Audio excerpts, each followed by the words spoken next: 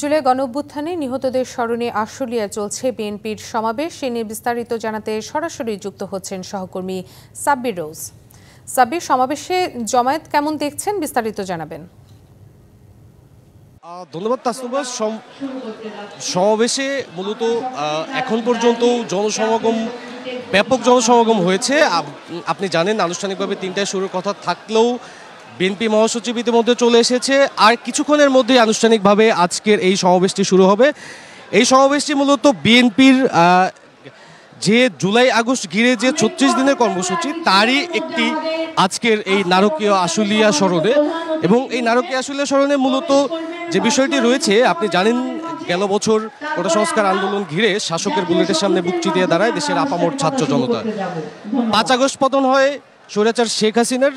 ঠিক সেদিনই সারা দেশের মতো আনন্দ উল্লাসে মাতে সাভারের আশুলিয়ার ছাত্র জনতাও।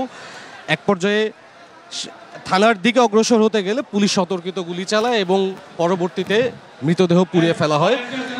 এরই স্মরণে মূলত বিএনপি আজকে এই নারকীয় আশুলিয়া স্মরণে যে জনসভা, সেই জনসভা করছে। আপনি দেখতে পাচ্ছেন এর মধ্যে কেন্দ্রীয় নেতৃবৃন্দ উপস্থিত হয়েছেন, বিএনপি মহাসচিব সহ অনেকেই রয়েছেন। অনলাইনে যুক্ত হবেন বিএনপির ভারপ্রাপ্ত চেয়ারম্যান তারেক রহমান।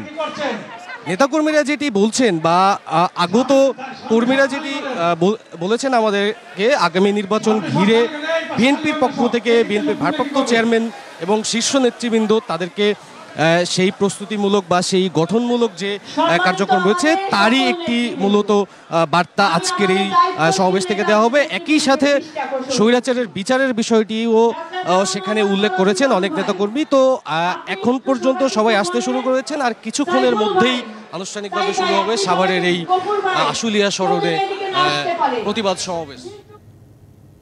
জি রোজ, আপনাকে ধন্যবাদ জানাচ্ছি।